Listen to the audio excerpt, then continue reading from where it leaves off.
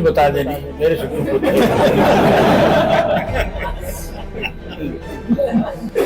ये उंगली मेरे साथ क्यों कर रहे थे?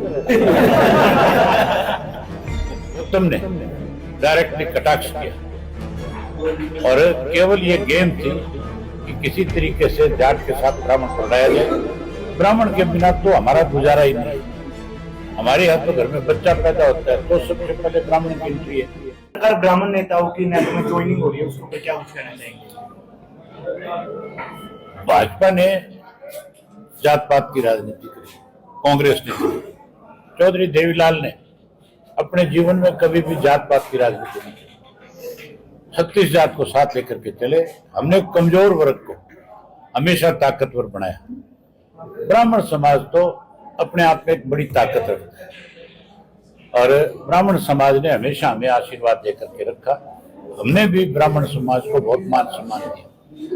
अब कुछ ब्राह्मण नेताओं के जरिए, जो स्वयं नेता है, उनके जरिए आज जाट और ब्राह्मण को लड़ाने का एक नया तरीका निकालने की कोशिश करी पिछले दिनों, जिसमें गौतम ने डायरेक्टली कटाक्ष किया और केवल ये गेम थी कि किसी तरीके से जाट के साथ ब्राह्मण को लड़ाया जाए।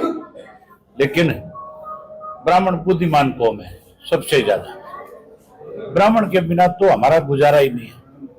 हमारे यहाँ तो घर में बच्चा पैदा होता है तो सबसे पहले ब्राह्मण की एंट्री है। शादी होती है तो एंट्री है। और अगर कोई परमात्मा को प्यारा होता है तो फिर ब्राह्मण की जरूरत पड़ती है। हमारा तो मतलब आपसे जो संबंध है वो अटूट है, इसको कोई अलग नहीं कर सकता। जेजेपी का क्या वजूद रहेगा भविष्य में? तू ही बता देनी मेरे से क्यों पूछ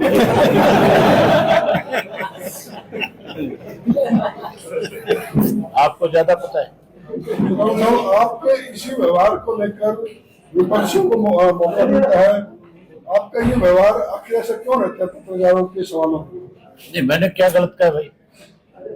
हमने पूछा कि आप हरियाणा की राजनीति कर रहे हैं, पार्टी का आपका वजूद बढ़ता जा रहा है, जेजेपी भी एक पार्टी है, तो हम पूछ रहे हैं उसका वजूद क्या रहेगा? कोई बात कह रहे हो, फिर आप कोई बात कह रहे हो, बोले एक पार्टी है, पार्टी थी, अब मैं यही पूछ अब तो कोई रहा एमएलए नहीं है, तो इस वजूद का आपको मेरे ज्यादा पता है यार। ये उंगली मेरे साथ क्यों कर रहे तुम? ठीक है, बहुत धन्यवाद आपको।